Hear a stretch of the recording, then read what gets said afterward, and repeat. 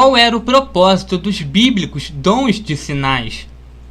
Quando falamos dos bíblicos dons de sinais, estamos nos referindo a milagres como falar em línguas, visões, cura, ressuscitar os mortos e profetizar. Entre os crentes, isto não é uma questão de se existiam ou não, pois a Bíblia os descreve claramente. No entanto, eles discordam entre si quanto à sua finalidade, bem como se devemos vivenciá-los hoje.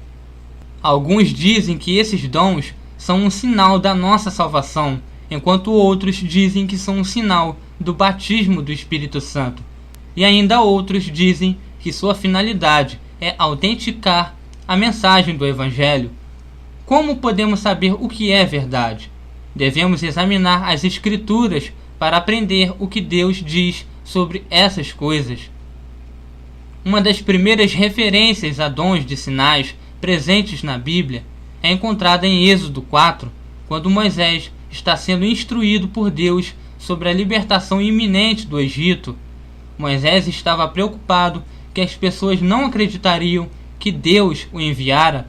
Por isso Deus lhe deu os sinais da haste tornando-se uma serpente e sua mão tornando-se leprosa. Deus disse sobre os sinais: isso é para que eles acreditem que o Deus dos seus antepassados, o Deus de Abraão, o Deus de Isaque e de Jacó, apareceu a você, no versículo 5. Se as pessoas ainda não acreditassem, Deus disse a Moisés para tirar água do Nilo e derramá-la no chão, onde se tornaria sangue, no versículo 9. O propósito era que os filhos de Israel acreditassem no mensageiro de Deus. Deus também deu a Moisés sinais milagrosos para mostrar a Faraó, a fim de que o líder egípcio libertasse o povo. Em Êxodo 7, do 3 ao 5, Deus disse a Moisés que multiplicaria seus sinais e maravilhas no Egito, pois os egípcios saberão que eu sou o Senhor, quando eu estender a minha mão contra o Egito e tirar de lá os israelitas. Deus queria que o povo egípcio soubesse que ele era o único por trás da libertação dos israelitas. Em Êxodo 10, versículo 7, Moisés disse a Faraó que a praga final, a que mataria o primogênito, tinha o objetivo de mostrar que Deus fazia uma distinção entre os egípcios e os israelitas. Os sinais e maravilhas confirmaram a mensagem de Deus ao Faraó e aos egípcios para que soubessem que Moisés tinha sido enviado por Deus. Quando Elias enfrentou os falsos profetas no Monte Carmelo, em 1 Reis 18, ele orou para que Deus milagrosamente enviasse fogo do céu, para que as pessoas soubessem que tu és Deus em Israel, e que sou o teu servo, e que fiz todas estas coisas por ordem tua, para que este povo saiba que tu, ó Senhor, és Deus, e que fazes o coração deles voltar para ti. Versículo 36 ou 37. Os milagres que ele e os outros profetas realizaram foram uma confirmação de que Deus havia lhes enviado e estava trabalhando entre os israelitas. Joel recebeu uma mensagem do juízo de Deus sobre Israel, e dentro dessa mensagem havia uma profecia de misericórdia e esperança. Quando o julgamento veio como profetizado e as pessoas responderam com arrependimento, Deus disse que iria remover os julgamentos e restaurar a sua bênção. Então vocês saberão que eu estou no meio de Israel. Eu sou o Senhor, o seu Deus, e não há nenhum outro. Nunca mais o meu povo será humilhado. Joel 2, 27. Imediatamente após essa declaração, Deus falou sobre derramar o seu espírito sobre o povo, para que profetizassem, tivessem visões e vissem maravilhas acontecendo. Quando os discípulos começaram a falar em línguas no dia de Pentecostes, Atos 2, do 1 ao 21, Pedro declarou: isto é o que foi predito pelo profeta Joel. Qual era o propósito? Que as pessoas soubessem que a mensagem trazida por Pedro e os outros eram realmente de Deus. O ministério de Jesus foi acompanhado por vários sinais e maravilhas. Qual era o propósito de seus milagres? Em João 10, do 37 ao 38, Jesus estava respondendo aos judeus que queriam apedrejá-lo por blasfêmia, e ele disse: se eu não realizo as obras do meu Pai, não creiam em mim, mas se as realizo, mesmo que não creiam em mim, creiam nas obras, para que possam saber e entender que o Pai está em mim e eu no Pai. Assim como no Antigo Testamento, o propósito dos milagres de Jesus era confirmar a mão de Deus em seu mensageiro. Quando os fariseus pediram a Jesus que lhes mostrasse um sinal, Jesus disse: uma geração perversa e adúltera pede um sinal miraculoso, mas nenhum sinal lhe será dado, exceto o sinal do profeta Jonas.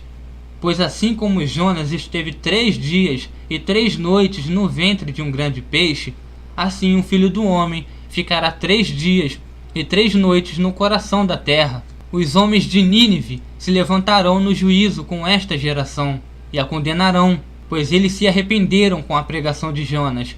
E agora está aqui o que é maior do que Jonas. Mateus 12, do 39 ao 41. Jesus deixou bem claro que o propósito de um sinal era para que as pessoas reconhecessem a mensagem de Deus e respondessem adequadamente. Da mesma forma, em João 4:48, ele disse ao nobre: se vocês não virem sinais e maravilhas, nunca crerão. Os sinais foram uma ajuda para aqueles que tinham dificuldade para acreditar, mas a mensagem da salvação em Cristo era o foco. Esta mensagem de salvação foi descrita por Paulo em 1 Coríntios 1, do 21 ao 23, visto que na sabedoria de Deus o mundo não o conheceu por meio da sabedoria humana, agradou a Deus salvar aqueles que creem por meio da loucura da pregação. Os judeus pedem sinais miraculosos e os gregos procuram sabedoria. Nós, porém, pregamos a Cristo crucificado, o qual de fato é escândalo para os judeus e loucura para os gentios.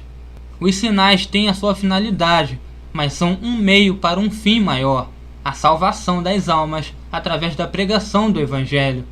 Em 1 Coríntios 14:22, Paulo afirma claramente que as línguas são um sinal para os descrentes. Deus usou sinais milagrosos como falar em línguas para convencer os incrédulos de que a mensagem de Cristo era a verdade.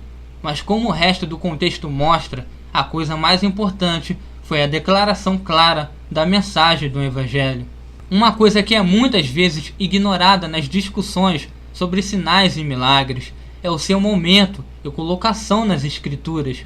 Ao contrário da crença popular, as pessoas nos tempos bíblicos não viam milagres o tempo todo. Na verdade, os milagres da Bíblia são geralmente agrupados em torno de interações especiais de Deus com a humanidade.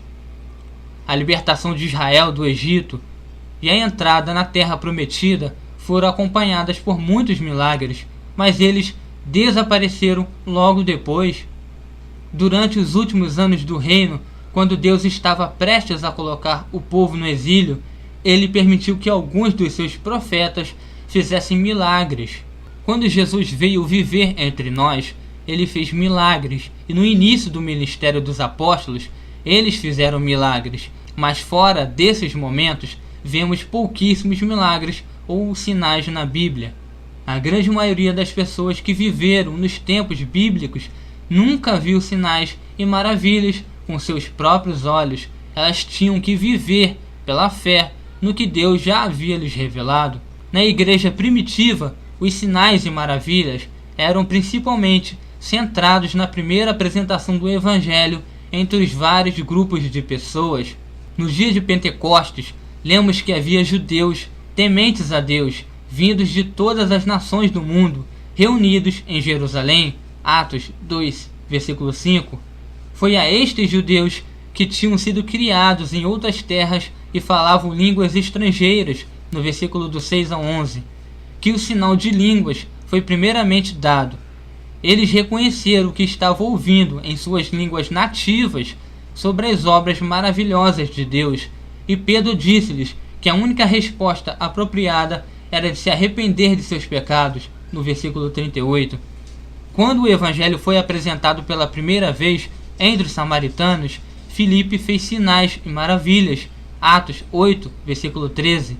Mas, uma vez Quando Pedro foi enviado a Cornélio, um gentio, Deus deu um sinal miraculoso para confirmar a sua obra. Os judeus convertidos que vieram com Pedro ficaram admirados de que o dom do Espírito Santo fosse derramado até sobre os gentios, pois os ouviam falando em línguas e exaltando a Deus. Atos 10, do 45 ao 46. Quando Pedro foi questionado pelos outros apóstolos, ele deu isso como evidência da direção de Deus, e os outros louvaram a Deus, dizendo: então Deus concedeu arrependimento para a vida, até mesmo aos gentios. Atos 11, versículo 18.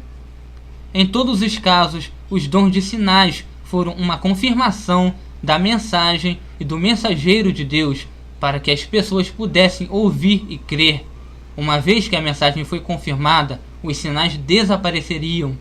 Normalmente, não precisamos que esses sinais sejam repetidos em nossas vidas, mas precisamos receber a mesma mensagem do Evangelho. Sou Daniel de Paula, do Rio de Janeiro, para a rádio A Voz do Calvário. Até a próxima. Outros dizem que são um sinal do batismo do Espírito Santo, e ainda outros dizem que sua finalidade é autenticar a mensagem do Evangelho. Como podemos saber o que é verdade? Devemos examinar as Escrituras para aprender o que Deus diz sobre essas coisas. Uma das primeiras referências a dons de sinais, Deus disse sobre os sinais: isso é para que eles acreditem que o Deus dos seus antepassados, o Deus de Abraão, o Deus de Isaac e de Jacó, apareceu a você, no versículo 5. Se as pessoas ainda não acreditassem, Deus disse a Moisés para tirar água do Nilo e derramá-la no chão, onde se tornaria sangue, no versículo 9, presentes na Bíblia, é encontrada em Êxodo 4, quando Moisés está sendo instruído por Deus sobre a libertação iminente do Egito. Moisés estava preocupado que as pessoas não acreditariam que Deus o enviara. Por isso Deus lhe deu os sinais da haste tornando-se uma serpente e sua mão tornando-se leprosa. Ressuscitar os mortos e profetizar. Entre os crentes, isto não é uma questão de se existiam ou não, pois a Bíblia os descreve claramente. No entanto, eles discordam entre si quanto à sua finalidade, bem como se devemos vivenciá-los hoje. Alguns dizem que esses dons são um sinal da nossa salvação, enquanto outros.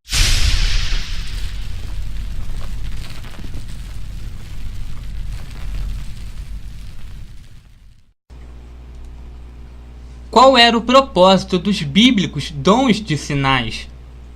Quando falamos dos bíblicos dons de sinais, estamos nos referindo a milagres como falar em línguas, visões, cura